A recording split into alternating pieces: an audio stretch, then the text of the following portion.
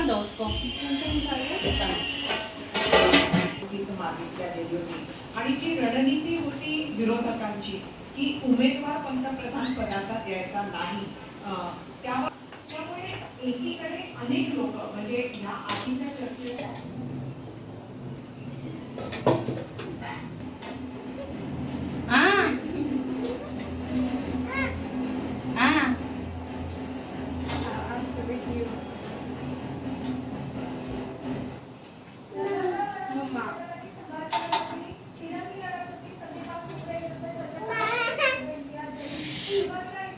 खोल देना थोड़ा।